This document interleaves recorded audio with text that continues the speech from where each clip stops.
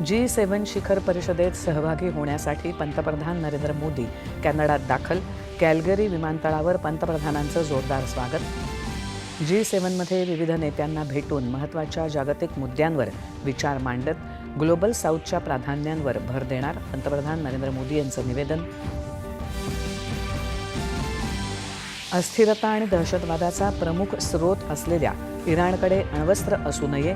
इस्रायलला स्वसंरक्षणाचा अधिकार असल्याचं सांगत G7 राष्ट्रांकडून इस्रायलच्या कारवाईचं समर्थन.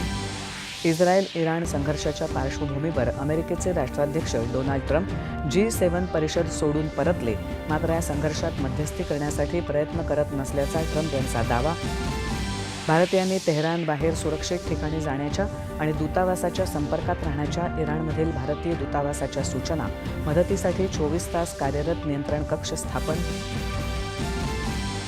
निधी पुरवठ्याशिवाय दहशतवादी हल्ले शक्य नसल्याचं सांगत दहशतवाद्यांना होणाऱ्या अर्थपुरवठ्यावर देखरेख ठेवणाऱ्या FATFनं पहलगाम दहशतवादी हल्ल्याचा केला तीव्र निषेध. कृषी क्षेत्रात कृत्रिम बुद्धिमत्तेचा वापर करण्याच्या महाॲग्री AI धोरणाला राज्य मंत्रिमंडळाची मंजुरी.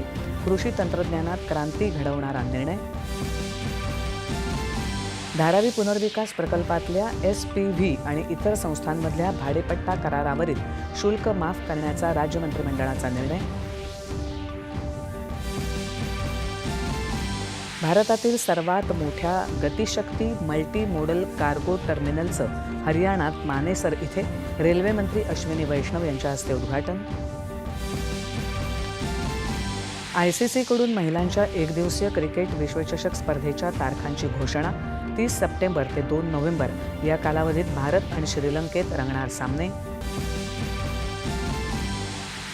आणि राज्यात 19 तारखेपर्यंत रत्नागिरी, सिंधुदुर्ग आणि रायगडसह घाटमाथ्यावर मुसळधार पावसाचा ऑरेंज अलर्ट.